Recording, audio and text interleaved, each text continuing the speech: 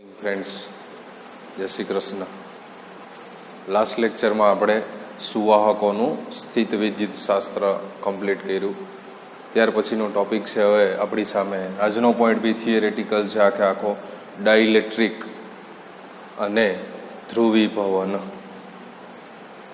તો ડાઇલેક્ટ્રિકને પહેલાં સમજવાનો પ્રયત્ન કરશું. તો સુવાહક અને ડાઇલેક્ટ્રિક, સુવાહક આપણે ભણી ગયા અને ડાઇલેક્ટ્રિક, આ બે વચ્ચેનો બાહ્ય વિદ્યુત ક્ષેત્રમાં તફાવત શું છે એ આપણે સમજવાનો પ્રયત્ન કરશું. તો બાહ્ય વિદ્યુત ક્ષેત્રમાં સુવાહક અને ડાઇલેક્ટ્રિક વચ્ચેનો તફાવત. પહેલા આપણે સુવાહકની વાત કરીએ અને ત્યારબાદ ડાઇલેક્ટ્રિક. તો સુવાહકોમાં આપણને ખ્યાલ છે વિદ્યુતભાર વાહકો હોય છે. સુવાહકોમાં વિદ્યુતભાર કેવો હોય છે? વાહક. સુવાહક અને ડાઇલેક્ટ્રિકનો કન્સેપ્ટ તમે જોવા જાઓ તો સુવાહકની અંદર વિદ્યુતભાર ગતિ કરતા હોય છે, જ્યારે ડાઇલેક્ટ્રિકમાં વિદ્યુતભાર ગતિ કરતા નથી. આ બે વચ્ચેનો મોટો ડિફરન્સ આ છે. સુવાહકની અંદર વિદ્યુતભાર ગતિ કરતો હોય છે, જ્યારે ડાઇલેક્ટ્રિકમાં વિદ્યુતભાર ગતિ કરતો નથી. પહેલાં આપણે ચર્ચા કરીએ છીએ સુવાહક. સુવાહકમાં વિદ્યુતભાર વાહકો હોય છે. હવે સુવાહકને આપણે ક્યાં મૂકવાનું છે? તો સુવાહકને બાહ્ય વિદ્યુત ક્ષેત્રમાં મૂકવામાં આવે. સુવાહકને ક્યાં મૂકવામાં આવે? બાહ્ય વિદ્યુત ક્ષેત્રમાં મૂકવામાં આવે. તો આપણે ભણી ગયા આગળના લેક્ચરમાં કે તેના પર વિદ્યુતભાર એવી રીતે વિતરણ પામે છે કે સુવાહકને તમે જેવું બાહ્ય વિદ્યુત ક્ષેત્રમાં મૂકો છો એટલે વિદ્યુતભાર એવી રીતે વિદ્યુતભાર એવી રીતે વિતરણ થાય છે કે જેથી પ્રેરિત વિદ્યુતભારને લીધે વિદ્યુત ભારને લીધે ઉત્પન્ન થતું વિદ્યુત ક્ષેત્ર એ બાહ્ય ક્ષેત્રનો વિરોધ કરે છે. જેવું તમે સુવાહકને ક્યાં મૂકો છો, દાખલા તરીકે આપણે આકૃતિમાં બી બતાવી દઈએ. આ એક સુવાહક છે, બરાબર છે. સુવાહકને તમે ક્યાં મૂકો છો? આ બાહ્ય વિદ્યુત ક્ષેત્ર. બાહ્ય વિદ્યુત ક્ષેત્ર E0 બરાબર છે. E0 વેક્ટર પ્લસથી ને માઇનસ તરફ. જેવા બાહ્ય વિદ્યુત ક્ષેત્રમાં મૂકવામાં આવે એટલે વિદ્યુતભારનું વિતરણ એવી રીતે થાય કે જેથી પ્રેરિત વિદ્યુતભારને લીધે ઉત્પન્ન થતો, બરાબર છે, પ્રેરિત વિદ્યુતભારને લીધે ઉત્પન્ન થતો વિદ્યુત ક્ષેત્ર એ બાહ્ય ક્ષેત્રનો શું કરે છે? વિરોધ કરે છે. તો વિદ્યુત ક્ષેત્ર તમે જોઈ શકો છો ધનથી ને ઋણ તરફ, અને બરાબર છે એના લીધે જે લાગતું બળ છે એ બાહ્ય ક્ષેત્રનો વિરોધ કરે. તો એના આધારે પ્રેરિત થતું વિદ્યુત ક્ષેત્ર એટલા જ મૂલ્યનું, જેને આપણે ઈ ઇન્ડ્યુસ, બરાબર છે, એટલા જ મૂલ્યનું, પણ કેવી દિશામાં? વિરુદ્ધ દિશામાં, બરાબર છે, જે બાહ્ય ક્ષેત્રનો વિરોધ કરે. તો એના આધારે આપણે લખીએ કે E0 plus E in equals to શું થઈ જાય? 0. જેટલું ધન છે એટલું જ ઋણ છે, તો સરવાળો શું થઈ જાય? 0. તો બાહ્ય ક્ષેત્રનો પ્રેરિત વિદ્યુતભારને લીધે ઉત્પન્ન થતું વિદ્યુત ક્ષેત્ર એ બાહ્ય ક્ષેત્રનો વિરોધ કરે છે, અને ચોખ્ખું વિદ્યુત ક્ષેત્ર શું થાય છે? શૂન્ય થાય. જોઈ લીધું આપણે આ ચોખ્ખું વિદ્યુત ક્ષેત્ર કેવું થાય છે? ચોખ્ખું વિદ્યુત ક્ષેત્ર કેવું થાય છે? શૂન્ય. મતલબ આ જે વાત છે એ કેની વાત છે? સુવાહકની અંદરની વાત છે. તો સુવાહકની અંદર મુક્ત ઇલેક્ટ્રોનો એટલે અહીંયા મુક્ત વિદ્યુતભાર ઘનતા લખેલું છે, બરાબર છે. ઈ મુક્ત પ્રેરિત વિદ્યુતભાર, મુક્ત વિદ્યુતભાર ઘનતા એટલે ફ્રી ઇલેક્ટ્રોન હોય, વિદ્યુતભાર ગતિ કરતો હોય છે સુવાહકની અંદર. જ્યારે કેની અંદર? ડાઇલેક્ટ્રિકની અંદર વિદ્યુતભાર શું નથી કરતા? ગતિ કરતા નથી. તો આવી જ વાત આપણે શેના માટે કરવાની છે? ડાઇલેક્ટ્રિક માટે કરવાની છે. આ થઈ ગયું સુવાહક માટેની વાત. હવે આવી જ વાત તમારે શેના માટે કરવાની છે તો કે ડાઇઇલેક્ટ્રિક. ડાઇઇલેક્ટ્રિક મતલબ એક પ્રકારનું ઇન્સ્યુલેટર થયું, અવાહક પદાર્થ કહેવાય, બરાબર, કે જેની અંદર વિદ્યુત ભાર ગતિ કરતો નથી.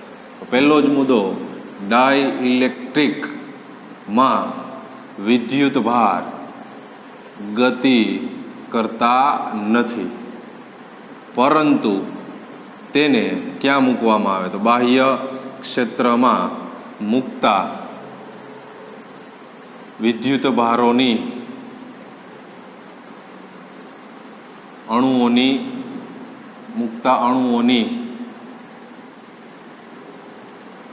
પુનઃ ગોઠવણીથી ડાયપોલ મોમેન્ટ ઉત્પન્ન થાય છે. જેવું તમે, બરાબર છે, આની અંદર બાહ્ય ક્ષેત્રમાં મૂકો, બરાબર છે, ડાઇલેક્ટ્રિકને બાહ્ય ક્ષેત્રમાં મૂકવામાં આવે તો અણુઓની પુનઃ ગોઠવણીથી ડાયપોલ મોમેન્ટ ઉત્પન્ન થાય છે. એટલે બાહ્ય ડાઇલેક્ટ્રિકની અંદર, બરાબર છે, ડાયપોલ મોમેન્ટ ઉત્પન્ન થાય છે. તો ડાયપોલ મોમેન્ટ આ બી આપણે આની જેમ, બરાબર, આ એક ડાઇલેક્ટ્રિક માટેની વાત છે. ડાઇઇલેક્ટ્રિક જેની અંદર પણ સેમ વાત છે. ક્યાં મૂકો છો તમે? બાહ્ય વિદ્યુત ક્ષેત્રમાં, બરાબર. આ રીતે આપણે બાહ્ય વિદ્યુત ક્ષેત્રમાં મૂકીએ છીએ. તો આ થઈ ગયું બાહ્ય વિદ્યુત ક્ષેત્ર E0. તો ડાયપોલ મોમેન્ટ સ્વરૂપમાં ગોઠવાય, ડાયપોલ મોમેન્ટ ઉત્પન્ન થાય તો ડાયપોલ મોમેન્ટ ઉત્પન્ન થાય, એક બાજુ માઇનસ એક બાજુ પ્લસ, ની મદદથી પ્રેરિત વિદ્યુત ક્ષેત્ર જે E ઇન્ડ્યુસ. તો આ પ્રેરિત વિદ્યુત ક્ષેત્ર એ એટલું ઉત્પન્ન નથી થતું કે જે બાહ્ય વિદ્યુત ક્ષેત્રની અસરને શું કરી નાખે? નાબૂદ કરી નાખે, બરાબર છે. એટલે કંઈક વધારાનું શું પડ્યું રહે છે? બાહ્ય વિદ્યુત ક્ષેત્ર. આ એરા એવું બતાવે આ મૂલ્ય વધારે છે ને આ મૂલ્ય શું છે? ઓછું. ટેક્સ્ટ બુકની અંદર જે એરા આપ્યા છે બે સરખા નથી. સુવાહકમાં બે આપણે સરખા બતાવ્યા, આની અંદર એના મૂલ્યમાં શું બતાવે છે? ફેરફાર બતાવે છે. એટલે ડાયપોલ મોમેન્ટ ઉત્પન્ન થાય છે એવું કહે છે. તો આ બધી આણ્વિક ડાયપોલ મોમેન્ટની, બરાબર છે, ડાયપોલ મોમેન્ટથી સામૂહિક અસર ડાઇલેક્ટ્રિક સપાટી ઉપર વિદ્યુત ભાર રૂપે જમા થાય છે. આ બધી આણ્વિક ડાયપોલ મોમેન્ટની સામૂહિક અસરથી ઉદ્ભવતો વિદ્યુત ભાર ડાઇઇલેક્ટ્રિકની સપાટી ઉપર જમા થાય છે. જો આ જોઈએ કે સપાટી ઉપર શું થાય છે? જમા થાય છે. તો સપાટી ઉપર જમા થાય તો આ વિદ્યુત ભાર બાહ્ય વિદ્યુત ક્ષેત્રનો વિરોધ કરે તે પ્રકારનું વિદ્યુત ક્ષેત્ર ઉત્પન્ન કરે છે. પણ એટલું વિદ્યુત ક્ષેત્ર એ પ્રકાર વિરોધ કરતું આ શું ઉત્પન્ન કરે છે? વિદ્યુત ક્ષેત્ર ઉત્પન્ન કરે છે જેથી બાહ્ય વિદ્યુત ક્ષેત્ર ઘટે છે પરંતુ શૂન્ય થતું નથી. ઘટે છે પરંતુ શૂન્ય નથી થતું. કહેવાનો મતલબ બાહ્ય વિદ્યુત ક્ષેત્ર E0 દાખલા તરીકે 5 છે અને પ્રેરિત વિદ્યુત ક્ષેત્ર આપણે જે, બરાબર છે, ઉત્પન્ન થાય છે ડાયપોલને લીધે, બરાબર છે, એ દાખલા તરીકે -2 છે. તો આ બેનો સરવાળો કરો તો 5 - 2 બરાબર વિરુદ્ધ દિશામાં, એટલે 5 - 2 બરાબર 3. તો કહેવાનો મતલબ E0 vector plus E induce is not equals to 0. શૂન્ય થતું નથી. બાહ્ય વિદ્યુત ક્ષેત્ર જે હશે એના કરતાં ઘટે છે પરંતુ કેવું નથી થતું? શૂન્ય નથી થતું. તો આ જે છે, બરાબર, એ થઈ ગયું ડાઇઇલેક્ટ્રિકની અંદર, બરાબર છે. ડાઇઇલેક્ટ્રિકને બાહ્ય વિદ્યુત ક્ષેત્રમાં મૂકવામાં આવે તો એના ઉપર કઈ અસર થાય? તો અહીંયા પ્રેરિત વિદ્યુત ભાર છે એટલે આ સિગ્મા P અને આ પણ સિગ્મા P. તો આ પ્રેરિત વિદ્યુત ભાર ઘનતા, બરાબર છે, અને અહીંયા હતું મુક્ત વિદ્યુત ભાર ઘનતા. તો આપણો ટોપિક હતો સુવાહક અને ડાઇઇલેક્ટ્રિક વચ્ચેનો બાહ્ય વિદ્યુત ક્ષેત્રમાં મૂકવામાં આવે તો બે વચ્ચે તફાવત શું છે, બરાબર. તો કન્સેપ્ટલી આટલું કીધું. સુવાહકની અંદર વિદ્યુતભાર ગતિ કરતા હોય છે, જ્યારે ડાઇલેક્ટ્રિકની અંદર વિદ્યુતભાર ગતિ કરતા નથી. સુવાહકોનું જે કુલ વિદ્યુત ક્ષેત્ર છે, ચોખ્ખું વિદ્યુત ક્ષેત્ર એ આપણને શૂન્ય મળે છે, જ્યારે ડાઇલેક્ટ્રિકમાં ચોખ્ખું વિદ્યુત ક્ષેત્ર શૂન્ય મળતું નથી, બરાબર છે. અને અણુઓની અહીંયા ગોઠવણીથી શું ઉત્પન્ન થાય છે? ડાયપોલ મોમેન્ટ ઉત્પન્ન થાય છે. ચાલો, ત્યાર પછીનો ટોપિક છે આપણી સામે ડાઇલેક્ટ્રિકના પ્રકાર. તો ડાઇલેક્ટ્રિકના આપણે બે પ્રકાર ભણવાના છે, ધ્રુવીય અને બીજું છે અધ્રુવીય. ધ્રુવીય મતલબ અંગ્રેજીમાં બોલાય પોલાર, અને અધ્રુવીય મતલબ અંગ્રેજીમાં બોલાય નન પોલાર. તો 1 by 1 આપણે ચર્ચા કરીએ. એમાં પેલું ધ્રુવીય. ધ્રુવીય ડાઇલેક્ટ્રિક કોને કહેવાય? તો ધ્રુવીય ડાઇલેક્ટ્રિકની આપણે વ્યાખ્યામાં જે ડાઇલેક્ટ્રિકમાં ધન અને ઋણ વિદ્યુત ભારના કેન્દ્રો એક જ બિંદુએ સંપાત થતા ન હોય તેવા ડાઇલેક્ટ્રિકને ધ્રુવીય ડાઇલેક્ટ્રિક કહેવામાં આવે. શું કહેવામાં આવ્યું છે? જે ડાઇલેક્ટ્રિકમાં ધન અને ઋણ વિદ્યુતભારના કેન્દ્રો એક જ બિંદુએ સંપાત થયેલા ન હોય તેવા અણુને, બરાબર છે, ધ્રુવીય, તેવા અણુને શું કહેવામાં આવ્યું છે? તેવા અણુને ધ્રુવીય અણુ કહે છે. ધ્રુવીય અણુ કાયમી ડાયપોલ ચાક માત્રા ધરાવે છે. દાખલા તરીકે HCl, H2O, NaCl. ધ્રુવીય અણુઓ કાયમી ડાયપોલ ચાક માત્રા ધરાવે છે. કેવી રીતે આપણે સમજીએ ધ્રુવીય અણુઓ ડાયપોલ ચાક માત્રા? તો આ એક H, જેની અંદર આપણને ખબર છે પોઝિટિવ ધન આયન એનું કેન્દ્ર, અને Cl જે છે આપણને ખબર છે માઇનસ. H પ્લસ અને Cl માઇનસ. તો આ બેને આપણે જોઈન્ટ કરીએ, બરાબર છે. તો જોઈન્ટ કરી દો તો બરાબર છે, જોઈએ ગયા આ ડાયપોલ મોમેન્ટ, બરાબર છે, માઇનસથી પ્લસ તરફ. તો તમે જોયો કે બેના કેન્દ્રો એકબીજા ઉપર શું નથી થતા? સંપાત નથી થતા. એક જ બિંદુએ સંપાત થતા ન હોય એવા અણુને શું કહેવામાં આવ્યું છે? ધ્રુવીય અણુ તરીકે ઓળખવામાં આવે. કેન્દ્રો એકબીજા ઉપર શું ન થતા હોય? સંપાત થતા ન હોય, કહેવાનો મતલબ છે, બરાબર છે, આ રીતે. તો આ જે છે એ શું બતાવે છે? ડાયપોલ મોમેન્ટ એની દિશા માઇનસથી ને પ્લસ તરફ. આ પ્લસ અને આ માઇનસ. આ જ રીતનું ઉદાહરણ તમારી સામે H2O પણ છે. H2O આવો, બરાબર છે. તો O માઇનસ છે, H પ્લસ છે, આપણને ખબર છે. તો આ બે પ્લસ છે, તો એને ધ્યાનમાં રાખીને તમારે એનું શું વિચારવું પડે? તો કે મધ્ય બિંદુ, સેન્ટર વિચારવું પડે. તો એ સેન્ટરને ધ્યાનમાં રાખીને આ પ્લસ, અને આનું સેન્ટર તો આનું આ જ રહેવાનું છે, તો એને ધ્યાનમાં રાખીને ડાયપોલની ચાક માત્રા, બરાબર છે, આ માઇનસથી પ્લસ, એટલે આ જે છે ડાયપોલ ચાક માત્રા બતાવે માઇનસથી ને પ્લસ તરફ. આ રીતે ટેક્સ્ટબુકમાં બતાવ્યું છે. તો ધ્રુવીય અણુ જે છે એ શું ધરાવે છે? તો કે કાયમી ડાયપોલ ચાક માત્રા ધરાવે. કેવી રીતે? જો આ ડાયપોલ મોમેન્ટ આપણે કે આ બે અણુ વચ્ચેનું અંતર જે છે P વેક્ટર બરાબર 2a Q, વિદ્યુત ભાર Q, અને એ વચ્ચેનું અંતરને આપણે ડાયપોલ મોમેન્ટ માટે શું કહીએ છીએ? 2a. તો આવી જ વાત કેના માટે કરવાની છે આપણે?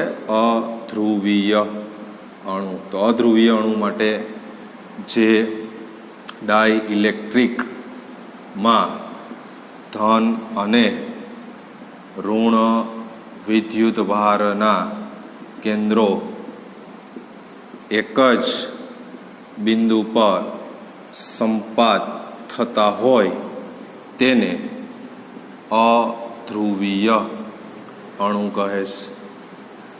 અને અધ્રુવીય અણુ કાયમી ડાયપોલ ચાક માત્રા ધરાવતા નથી.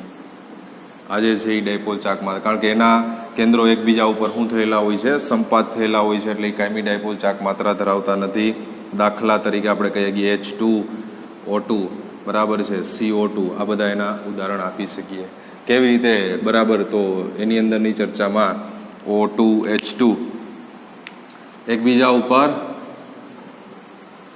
બેયના કેન્દ્રો જે છે આ H, આ બી H, એટલે H2 એકબીજા ઉપર શું થયેલા કહેવાય, સંપાત થયેલા કહેવાય. બેયના કેન્દ્રો ધન અને ઋણ વિદ્યુતભારના કેન્દ્રો એક જ બિંદુ પર IH પ્લસ અને IH પ્લસ, તો એક જ બિંદુ ઉપર સંપાત થતા હોય તો એ અધ્રુવીય અણુ. તો એક જ બિંદુ ઉપર સંપાત થાય કહેવાનો મતલબ આ રીતની રચના થાય, આ એક અણુ બને બરાબર છે, તો કા પ્લસ અને કા માઇનસ, તો જે શું નથી ધરાવતા, ડાયપોલ મોમેન્ટ ધરાવતા નથી, મતલબ ડાયપોલ ચાક માત્રા ધરાવતા નથી. હા, પરંતુ એને ક્યાં મૂકવામાં આવે, વિદ્યુત ક્ષેત્રની અંદર જો તમે એને મૂકી દો, બાહ્ય વિદ્યુત ક્ષેત્રમાં, તો એ અણુ બરાબર છે શેમાં ફેરવાઈ જાય છે, તો કે ડાયપોલ ચાક માત્રામાં ફેરવાઈ જાય છે. ક્યારે, તો કે બાહ્ય વિદ્યુત ક્ષેત્રમાં મૂકવામાં આવે ત્યારે. તો અત્યારે તો બરાબર છે કાયમી ડાયપોલ ચાક માત્રા ધરાવતા નથી. આ સિમ્પલ પોઈન્ટ છે ધ્રુવીય અણુ અને અધ્રુવીય અણુ. ધ્રુવીયમાં કેન્દ્રો એક જ બિંદુ પર સંપાત થતા નથી, જ્યારે અધ્રુવીયમાં કેન્દ્રો ધન અને ઋણ વિદ્યુતભારના કેન્દ્રો એક જ બિંદુ પર સંપાત થતા હોય છે બરાબર છે, જેને કહેવામાં આવ્યું છે બરાબર છે અધ્રુવીય અણુ. ધ્રુવીય અણુ હંમેશા કાયમી ડાયપોલ ચાક માત્રા ધરાવે છે, આ કાયમી ડાયપોલ ચાક માત્રા ધરાવતા નથી. તો હવે પછીનો આપણો જે પોઈન્ટ છે એની અંદર ધ્રુવીય અણુને ક્યાં મૂકવાનું છે, બાહ્ય વિદ્યુત સમાન વિદ્યુત ક્ષેત્રમાં મૂકો, અને અધ્રુવીય અણુને પણ બાહ્ય સમાન વિદ્યુત ક્ષેત્રમાં મૂકો, તો એની અંદર શું ફેરફાર જોવા મળે છે એની આપણે શું કરવાની છે, ચર્ચા કરવાની છે. ચાલો, ત્યાર પછીના પોઈન્ટમાં આપણે કહેવાનું છે સમાન વિદ્યુત ક્ષેત્રમાં અધ્રુવીય અણુનું ધ્રુવીભવન, અને એવી જ રીતે સમાન વિદ્યુત ક્ષેત્રમાં ધ્રુવીય અણુનું ધ્રુવીભવન. તો પહેલા અધ્રુવીય માટેની વાત કરીએ. જેવું તમે બરાબર છે અધ્રુવીય અણુને બાહ્ય વિદ્યુત ક્ષેત્રમાં મૂકવામાં આવે ત્યારે, બાહ્ય વિદ્યુત ક્ષેત્રમાં તમે મૂકશો ત્યારે અણુઓના ધન અને ઋણ વિદ્યુત ભારો પરસ્પર વિરુદ્ધ દિશામાં સ્થાનાંતર પામે છે. પરસ્પર કેવી દિશામાં, વિરુદ્ધ દિશામાં. એટલે આપણે આકૃતિમાં બતાવીએ તમને એક છે, આ જે છે પહેલી પોઝિશન કે જેની અંદર વિદ્યુત ક્ષેત્ર કેવું છે, શૂન્ય, અને બીજી પોઝિશન એવી બતાવશું કે જેમાં બરાબર છે આપણે બાહ્ય વિદ્યુત ક્ષેત્રમાં મૂકવામાં આવે એટલે ઇઝ નોટ ઇક્વલ્સ ટુ 0. અત્યારે વિદ્યુત ક્ષેત્ર કેવું છે, શૂન્ય. એટલે પ્રારંભિક સ્થિતિમાં વિદ્યુત ક્ષેત્ર શૂન્ય છે ત્યારે તો અધ્રુવીય અણુઓ જે છે એના કેન્દ્રો એકબીજા ઉપર શું થયેલા હોય છે, આ રીતે સંપાત થયેલા હોય છે. દેખાય છે આપણને કે જેની અંદર કોઈ બી ચાક માત્રા હોતી નથી, કારણ કે એકબીજા ઉપર સંપાત થયેલા એટલે એની વચ્ચેનું અંતર શૂન્ય થઈ જાય, એટલે ડાયપોલ ચાક માત્રા બને નહીં. તો જ્યારે વિદ્યુત ક્ષેત્ર હાજર નથી ત્યારની વાત બરાબર છે. હવે આપણે કીધું કે અધ્રુવીય અણુને ક્યાં મૂક્યો, બાહ્ય વિદ્યુત ક્ષેત્ર, એટલે કંઈક વિદ્યુત ક્ષેત્ર છે તો અણુના ધન અને ઋણ એનો પરસ્પર કેવી દિશામાં, વિરુદ્ધ દિશામાં સ્થાનાંતર પામે. તો પરસ્પર વિરુદ્ધ દિશામાં એટલે આ પ્લસથી ને કઈ બાજુ હોય છે, વિદ્યુત ક્ષેત્ર માઇનસ તરફ. તો એને ધ્યાનમાં રાખીને બરાબર આપણે વિચારીએ, પ્લસથી ને માઇનસ તરફ. તો પરસ્પર વિરુદ્ધ દિશામાં સ્થાનાંતર પામે એટલે આ રીતની વાત, આ માઇનસ પ્લસ માઇનસ પ્લસ.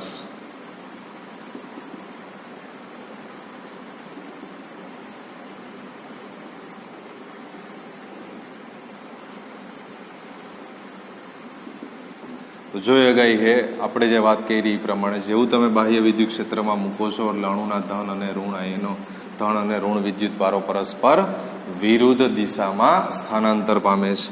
એટલે કે જ્યારે આ અણુઓના ઘટક વિદ્યુત ભારોનું બાહ્ય બળ પુનઃસ્થાપક બળ વડે, પુનઃસ્થાપક બળ એટલે કે અણુના આંતરિક ક્ષેત્રને લીધે વડે સંતુલિત થાય છે ત્યારે સ્થાનાંતર અટકી જાય છે. શું કહે છે કે જ્યારે અણુઓના ઘટક વિદ્યુતભારોનું બાહ્ય બળ જે છે એ અંદરના ક્ષેત્રને લીધે જે પુનઃસ્થાપક બળ આપણને મળે એના વડે સંતુલિત થાય, એના જેટલું થાય ત્યારે આ સ્થાનાંતર જે છે એ કેવું થઈ જાય છે? અટકી જાય છે. અને એ શેમાં ફેરવાઈ જાય છે? તો ડાયપોલ ચાક માત્રામાં. આ જ રીતે અધ્રુવીય અણુમાં શું ઉત્પન્ન થાય છે? ડાયપોલ ચાક માત્રા ઉત્પન્ન થાય છે. તો અધ્રુવીય અણુઓમાં આથી આમ અધ્રુવીય અણુમાં પ્રેરિત ડાયપોલ ચાક માત્રા અથવા મોમેન્ટ ઉત્પન્ન થાય છે. સમાન વિદ્યુત ક્ષેત્રમાં તમે અધ્રુવીય અણુને મૂકો, બરાબર છે, તો એની અંદર પણ શું જોવા મળ્યું આપણને? ડાયપોલ ચાક માત્રા ઉદ્ભવે છે. એટલે આ રીતે બાહ્ય ક્ષેત્રમાં અધ્રુવીય અણુનું શું થયું કહેવાય? ધ્રુવીભવન થયું કહેવાય. આ થઈ ગયું ધ્રુવીભવન. હવે આની અંદર એક આપણને બીજી વ્યાખ્યા આપી છે, રેખીય સમદિગ્ધર્મી ડાઇઇલેક્ટ્રિક. રેખીય સમદિગ્ધર્મિક ડાઇઇલેક્ટ્રિક. તો રેખીય સમદિગ્ધર્મી ડાઇઇલેક્ટ્રિકની અંદર બાહ્ય ક્ષેત્રમાં મૂકેલા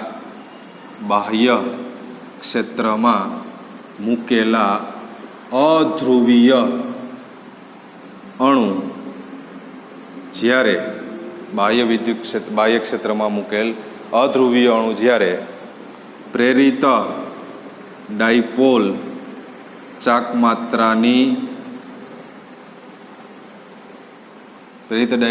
માત્રા વિદ્યુત ક્ષેત્રની દિશામાં હોય. જોઈ શકીએ છીએ આપણે આ પ્રેરિત ડાયપોલ ચાક માત્રાની દિશા ક્યાં છે? તો કે વિદ્યુત ક્ષેત્રની દિશામાં હોય. પ્રેરિત ડાયપોલ ચાક માત્રા વિદ્યુત ક્ષેત્રની દિશામાં હોય અને ક્ષેત્રની તીવ્રતાના સમપ્રમાણમાં હોય તો તેને રેખીય સમદિગ્ધર્મી ડાઇઇલેક્ટ્રિક કહે છે. તો આ એક એની વ્યાખ્યા છે સિમ્પલ, કે બાહ્ય ક્ષેત્રમાં મૂકેલ અધ્રુવીય અણુ જ્યારે પ્રેરિત ડાયપોલ ચાક માત્રા વિદ્યુત ક્ષેત્રની દિશામાં હોય અને ક્ષેત્રની તીવ્રતાના સમપ્રમાણમાં હોય તો તેને શું કહેવામાં આવ્યું છે? રેખીય સમદિગ્ધર્મી ડાઇઇલેક્ટ્રિક કહે છે. આમ આ બધા અણુઓની આ એક ડાયપોલ, આ બીજી ડાયપોલ, આ ત્રીજી ડાયપોલ, આ ચોથી ડાયપોલ અને પાંચમી આપણે ડાયપોલ જેટલી, તો એ બધા અણુ બધાની ડાયપોલની ચાક માત્રાનો આપણે શું કરીએ ગઈએ? સરવાળો. તો બાહ્ય ક્ષેત્રની હાજરીમાં જુદા જુદા અણુઓની, આ એક અણુની ડાયપોલ ચાક માત્રા, આ બીજા અણુની, આ ત્રીજા અણુની, એ રીતે. તો બાહ્ય ક્ષેત્રની હાજરીમાં જુદા જુદા અણુઓની ડાયપોલ ચાક માત્રાનો સરવાળો કરવાથી, જુદા જુદા અણુઓની ડાયપોલ ચાક માત્રાનો સરવાળો કરવાથી ડાઇઇલેક્ટ્રિકની ચોખ્ખી ડાયપોલ ચાક માત્રા, ડાઇઇલેક્ટ્રિકની ચોખ્ખી ડાયપોલ ચાક માત્રા મળે છે. બધી જુદા જુદા અણુની ડાયપોલ ચાક માત્રાનો સરવાળો કરી નાખો તો આ ડાઇઇલેક્ટ્રિકની આપણને ચોખ્ખી ડાયપોલ ચાક માત્રા મળે છે. આ થઈ ગયું સમાન વિદ્યુત ક્ષેત્રમાં અધ્રુવીય અણુનું ધ્રુવીભવન. આ જ રીતનો ટોપિક આપણે ભણવાનો છે, સમાન વિદ્યુત ક્ષેત્રમાં ધ્રુવીય અણુનું ધ્રુવીભવન. ચાલો, ત્યાર પછી છે સમાન વિદ્યુત ક્ષેત્રમાં ધ્રુવીય અણુનું ધ્રુવીભવન. તો પ્રારંભિક પોઝિશનમાં આપણે વિચારીએ કે ભાઈ વિદ્યુત ક્ષેત્ર શૂન્ય છે ત્યારે, વિદ્યુત ક્ષેત્ર શૂન્ય છે ત્યારે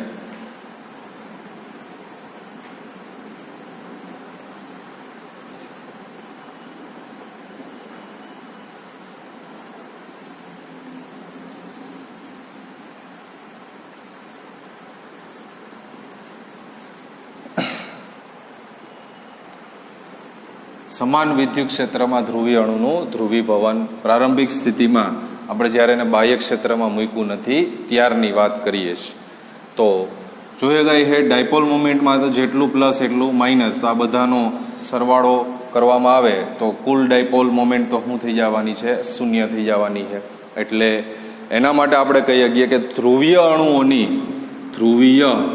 અણુઓની કાયમી ડાયપોલ મોમેન્ટ કેવી હોય છે? શૂન્ય હોય છે. શું કામ શૂન્ય હોય છે? કારણ કે અણુઓની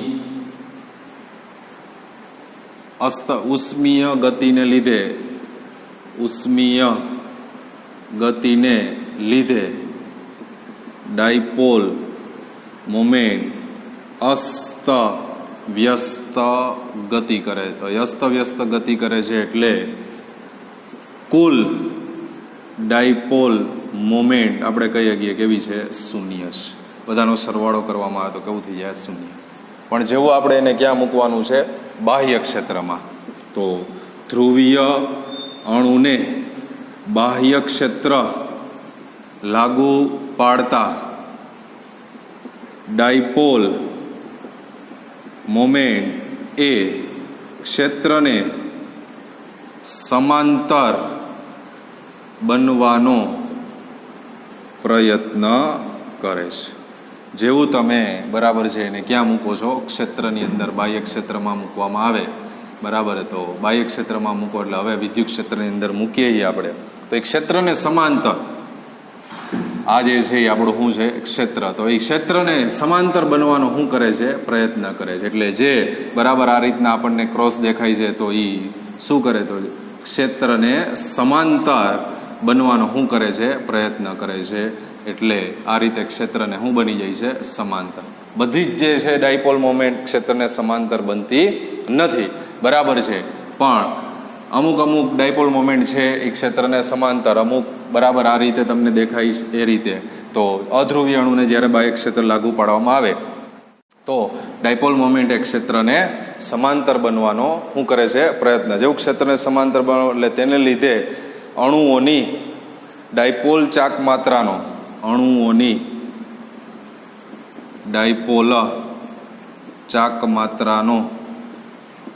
સરવાળો કરતા બધા અણુઓની ડાયપોલ ચાક માત્રાનો સરવાળો કરતા તે વિદ્યુત ક્ષેત્રની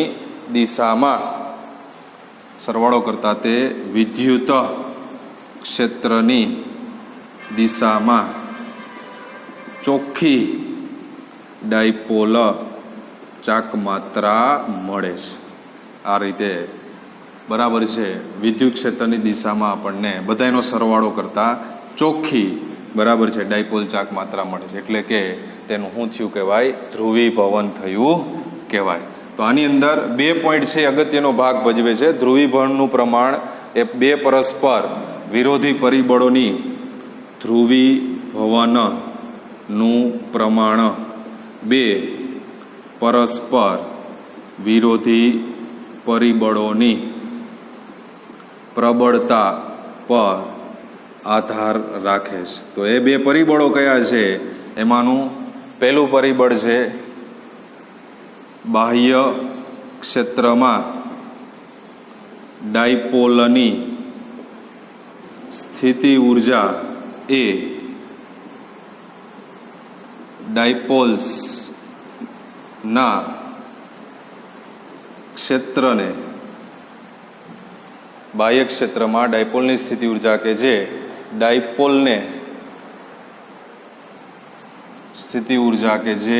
ડાયપોલ્સને ક્ષેત્રને સમાંતર ગોઠવવાનો પ્રયત્ન કરે છે અને ઉષ્મીય ઉર્જા, આ બીજો મુદ્દો છે, ઉષ્મીય ઉર્જા ઉપરાંત પ્રેરિત ડાયપોલની ચાક માત્રાએ ક્ષેત્રને સમાંતર ગોઠવાયેલા ડાયપોલ્સને છિન્ન ભિન્ન કરવાનો પ્રયત્ન કરે છે.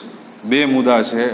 ડાયપોલ્સની સ્થિતિ ઉર્જા કે જે ડાયપોલ્સના ક્ષેત્રને સમાંતર આપણને ગોઠવવાનો પ્રયત્ન કરે છે અને એની અંદર જે પ્રેરિત ડાયપોલ ચાક માત્રા જે છે એ ક્ષેત્રને સમાંતર ગોઠવાયેલી જે આ ડાયપોલ છે બરાબર એને છિન્ન ભિન્ન બરાબર છે, અસ્તવ્યસ્ત કરવાનો શું કરે છે, પ્રયત્ન કરે છે. તો આ થઈ ગયું સમાન વિદ્યુત ક્ષેત્રમાં ધ્રુવીય અણુનું ધ્રુવીભવન.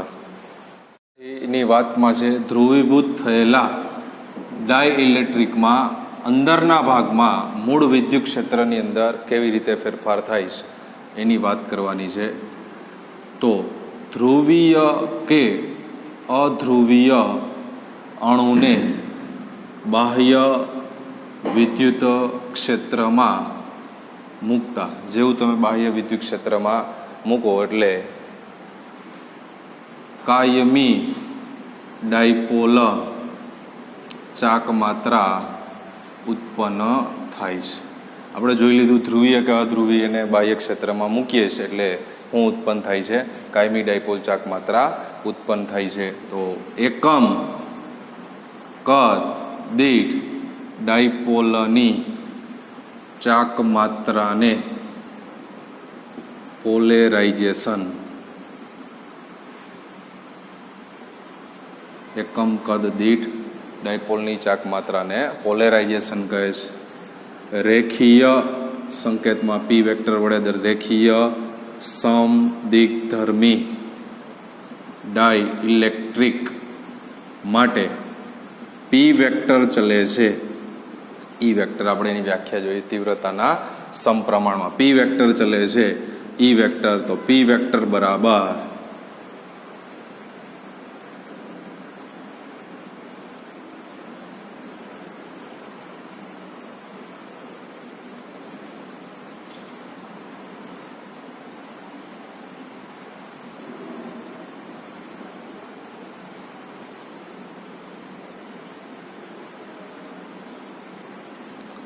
આને બોલવામાં આવશે કાઈ ઇન્ટુ ઈ વેક્ટર, જ્યાં કાઈને શું બોલવામાં આવે છે તો કે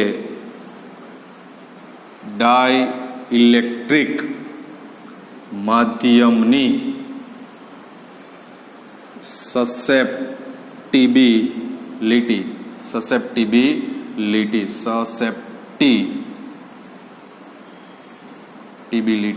વિદ્યુત સસેપ્ટિબિલિટી, ડાયઇલેક્ટ્રિક માધ્યમની વિદ્યુત સસેપ્ટિબિલિટી. કાઈ બોલવામાં આવે, પી બરાબર કાઈ ઇન્ટુ ઈ વેક્ટર, અને કાઈ આ વિદ્યુત ક્ષેત્ર અને આને કહેવામાં આવે પોલેરાઇઝેશન. એકમ કદ દીઠ ડાયપોલની ચાક માત્રાને શું કહેવામાં આવે છે, પોલેરાઇઝેશન.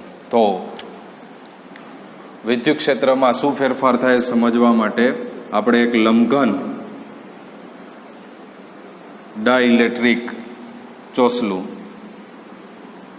લંબઘન ડાયઇલેક્ટ્રિક ચોસલું ને બાહ્ય વિદ્યુત ક્ષેત્રમાં મૂકો. આકૃતિમાં દર્શાવ્યા પ્રમાણે એક લંબઘન ડાયઇલેક્ટ્રિક ચોસલું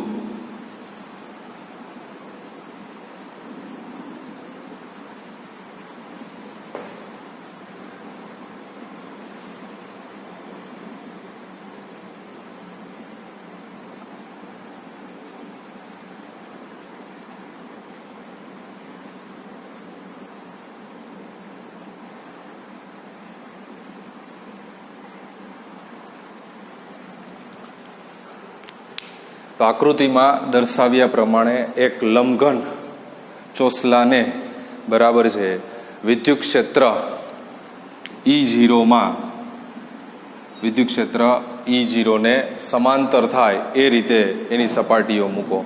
તો વિદ્યુત ક્ષેત્ર ડાયઇલેક્ટ્રિકમાં સમાન પોલેરાઇઝેશન પી વેક્ટર ઉપજાવે છે. વિદ્યુત ક્ષેત્ર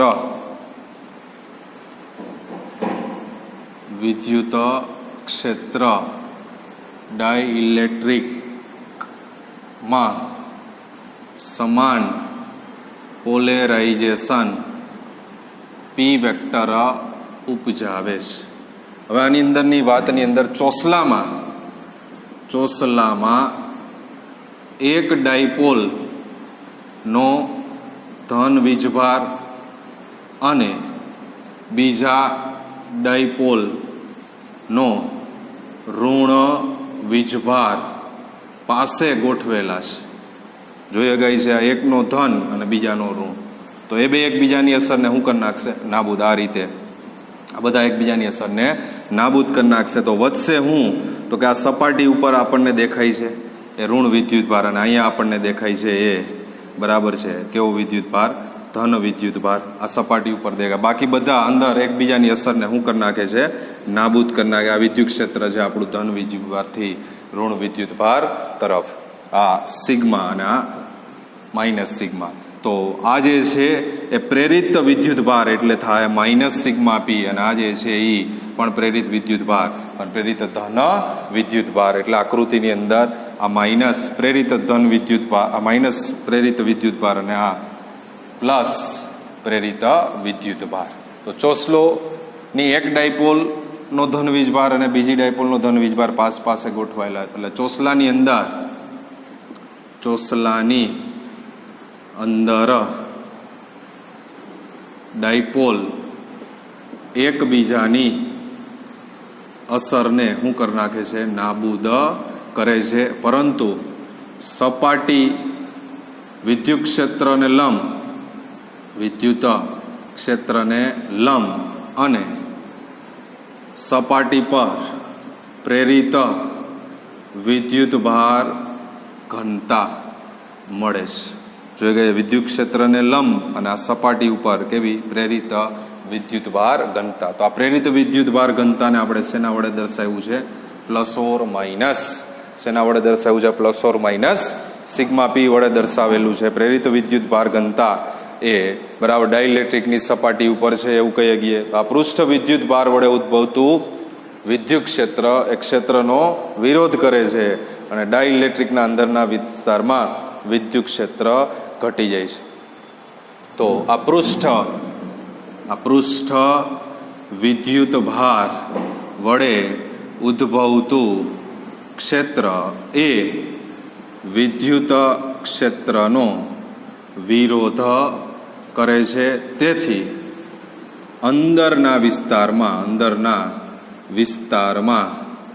ક્ષેત્ર શું થઈ જાય છે? તો કે ઘટી જાય છે. અંદરના વિસ્તારમાં ક્ષેત્રમાં શું થઈ જાય છે? ઘટાડો થઈ જાય છે. તો આ વિદ્યુતભારની પૃષ્ઠ ઘનતા, વિદ્યુતભારની આ પૃષ્ઠ ઘનતા વિદ્યુતભારની પૃષ્ઠ ઘનતા plus or minus sigma P A, વિદ્યુતભારોની પૃષ્ઠ ઘનતા plus or minus sigma P A ડાઇલેક્ટ્રિકના બંધિત વિદ્યુતભારોને લીધે છે. ડાઇલેક્ટ્રિકના બંધિત વિદ્યુતભારોને લીધે છે, નહીં કે મુક્ત વિદ્યુતભારોને લીધે. કારણ કે ડાઇલેક્ટ્રિકની અંદર વિદ્યુતભાર ગતિ કરતા નથી, એટલે કહેવામાં આવ્યું છે બરાબર છે બંધિત વિદ્યુતભાર, બાઉન્ડ ચાર્જ કહેવાય બરાબર છે, જેને લીધે શું ઉત્પન્ન થાય? તો પૃષ્ઠ ઘનતા ઉત્પન્ન થાય. મુક્ત વિદ્યુતભારોને લીધે નહીં, કારણ કે ડાઇલેક્ટ્રિકમાં મુક્ત વિદ્યુતભાર હોતા નથી બરાબર છે. એટલે કહેવામાં આવ્યું કે ડાઇલેક્ટ્રિક નહીં બરાબર વિદ્યુતભારની પૃષ્ઠ ઘનતા સિગ્મા પી એ ડાઇલેક્ટ્રિકના બંધિત વિદ્યુતભાર બરાબર છે ને લીધે શું થાય? ઉત્પન્ન થાય છે.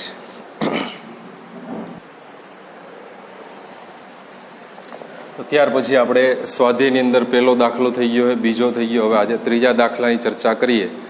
તો બે વિદ્યુતભાર આપ્યા છે આપણને. આ બે વિદ્યુતભારો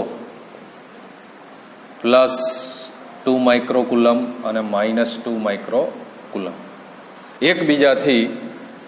એકબીજાથી 6 સેન્ટીમીટર દૂર આવેલા શિરોબિંદુએ એ અને બી મૂકેલા છે. તો એકબીજાથી 6 સેન્ટીમીટર દૂર આવેલા શિરોબિંદુ એ અને બી.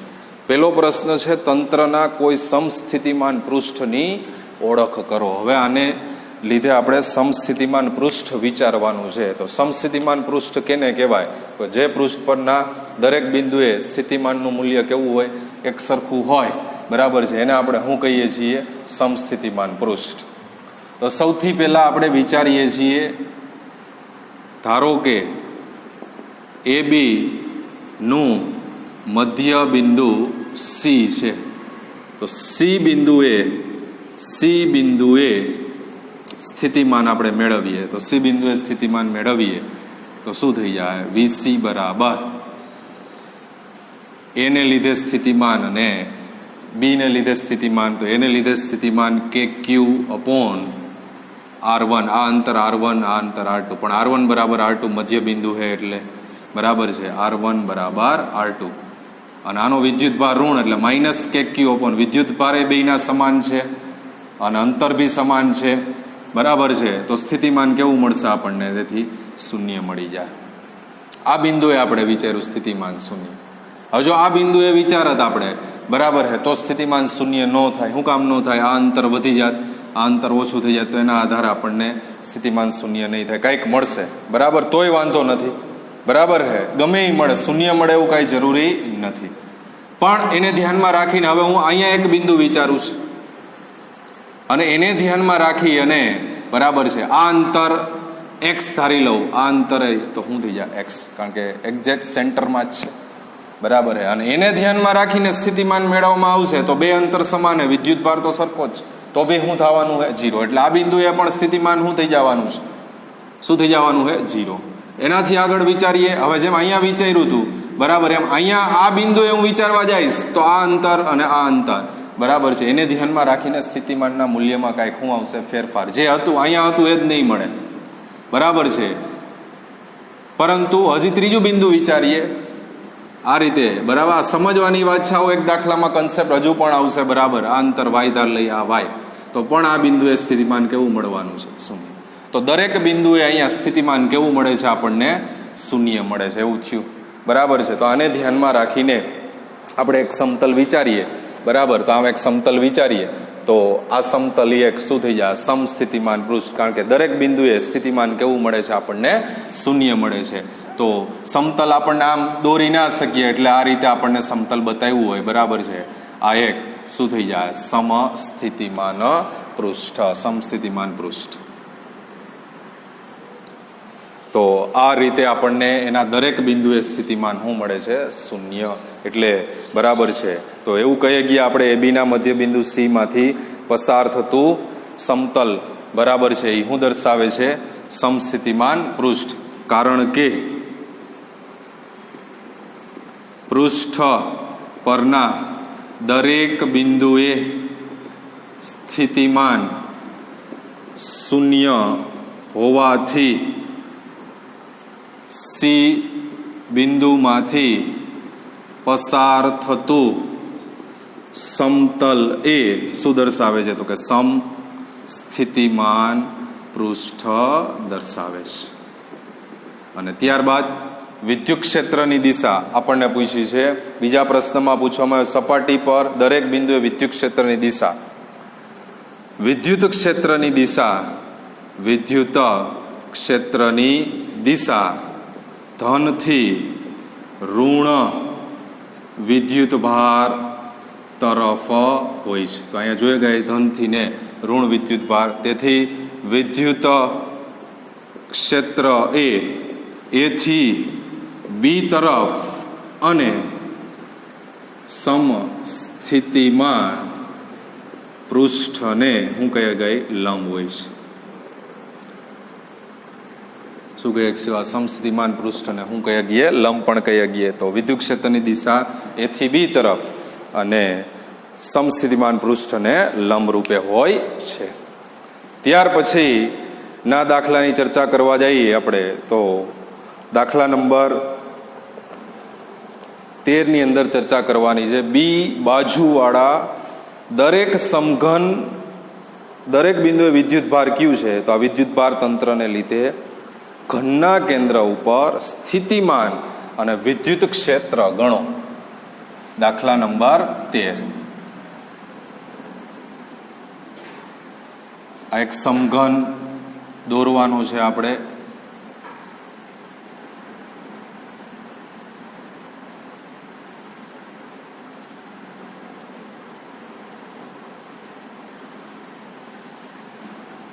સમઘનની દરેક બાજુની લંબાઈ જે છે એ શું છે? 20. અને દરેક ઉપરનો વિદ્યુત ભાર આપણને શું આપેલો છે? ક્યુ.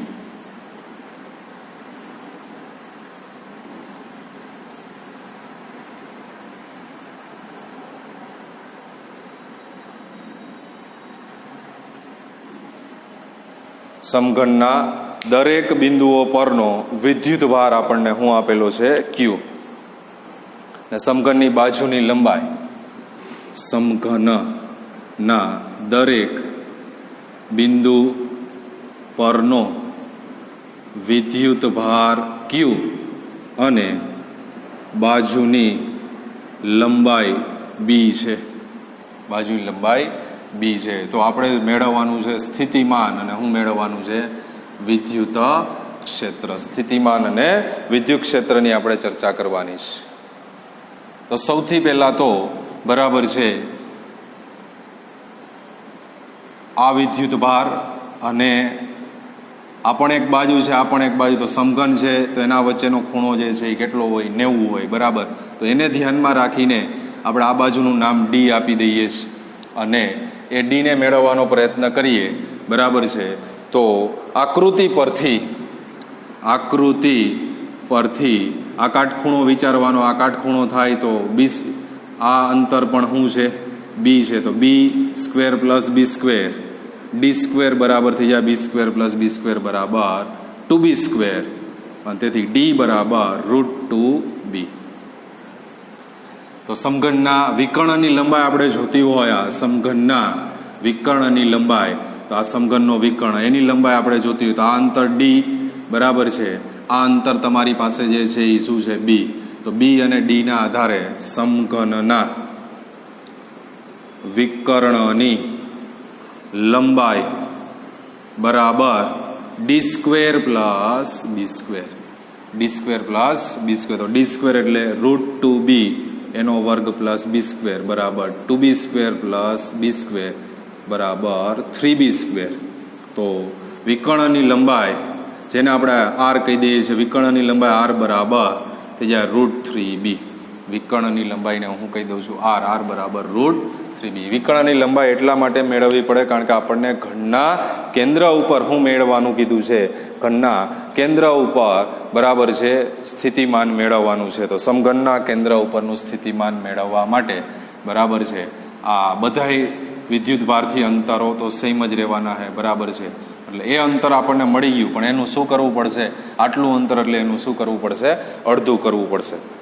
તો સમઘનના કેન્દ્ર ઉપર સ્થિતિમાન ગણવાનું હોવાથી સમઘનના કેન્દ્ર પર સ્થિતિમાન ગણવાનું હોવાથી શું કહીએ ગયા આપણે? આર બરાબર થઈ જાય √3b/2. એ અંતરને આપણે શું કહી દઈએ છીએ? વિકર્ણની લંબાઈ √3b, એ અંતરને આપણે અડધું અંતર જ ગણવાનું થાય. બરાબર. તો બધાને લીધે કુલ સ્થિતિમાન વી બરાબર કે ક્યુ અપોન આર, 8 સમઘન એટલે ગુણ્યા 8. તો કે તમારી પાસે 1/4πε0 ક્યુ અપોન આર એટલે √3b/2 છેદનો છેદંશમાં ને ગુણ્યા 8. 4 દુને 8 બરાબર એટલે 4q અપોન √3πε0b. તો આ જવાબ થઈ ગયો સમઘનના કેન્દ્ર ઉપર કુલ સ્થિતિમાન 4q અપોન √3πε0. હવે બીજો પ્રશ્ન છે વિદ્યુત ક્ષેત્ર. તો કેન્દ્ર પાસે વિદ્યુત ક્ષેત્ર મેળવવાનું છે આપણે. તો સામસામેના વિદ્યુત ભારની જોડને લીધે બરાબર સામસામેના વિદ્યુત ભારની જોડ એકબીજાની અસરને શું કરી નાખશે? નાબૂદ કરી નાખશે. એટલે વિદ્યુત ક્ષેત્ર જે છે બરાબર છે એ શું થઈ જાય? શૂન્ય થઈ જાય. કારણ કે આને લીધે ઉદ્ભવતું વિદ્યુત ક્ષેત્ર અને આને લીધે ઉદ્ભવતું વિદ્યુત ક્ષેત્ર એ બે એકબીજાની અસરને નાબૂદ. એ જ રીતે આને લીધે ઉદ્ભવતું વિદ્યુત ક્ષેત્ર એકબીજાની અસરને શું કરી નાખે? નાબૂદ કરી નાખે. તો એને ધ્યાનમાં રાખીને વિદ્યુત ક્ષેત્ર જે છે એ કેવું થઈ જાય? શૂન્ય થઈ જાય. એટલે સમઘનના કેન્દ્ર ઉપર વિદ્યુત ક્ષેત્ર શૂન્ય થાય કારણ કે સામસામેના વિદ્યુત ભારોની જોડને લીધે સામસામેના વિદ્યુત ભારોની જોડને લીધે ઉત્પન્ન થતું વિદ્યુત ક્ષેત્ર એકબીજાની અસરને નાબૂદ કરે છે. તેથી સમઘનના કેન્દ્ર પર વિદ્યુત ક્ષેત્ર શું કહેગા હે શૂન્ય છે. સમઘનના કેન્દ્ર ઉપર વિદ્યુત ક્ષેત્ર જે છે એ કેવું કહેગા હે શૂન્ય.